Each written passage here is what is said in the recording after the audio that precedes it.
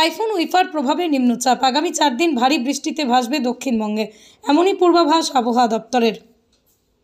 বৃহস্পতিবার থেকে রবিবার দক্ষিণবঙ্গে নিম্নচাপের জেরে ভারী থেকে অতি ভারী বৃষ্টির পূর্বাভাস মতো আজ সকাল থেকেই পশ্চিম মেদিনীপুর জেলার চন্দ্রকোনার আকাশের মুখ ভার চলছে বৃষ্টি। হালকা থেকে মাঝারি বৃষ্টিতে সকাল থেকে ভিজছে চন্দ্রকোনা, পাশাপাশি ঘাটাল দাসপুরেও একই পরিস্থিতি আবহাওয়ার।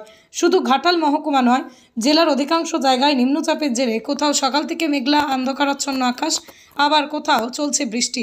গুমোট গরম আর্দ্রতাজনিত পরিস্থিতি থেকে স্বস্তি মিললেও ঘাটালে কিন্তু এহেন আবহাওয়ার অশনি সংকেত দেখছে এখনও জলবন্দী এলাকার বাসিন্দারা। এক কথায় নিম্নচাপের বৃষ্টিতে কারোর পৌষ মাস, আবার কারোর সর্বনাশ বলা চলে।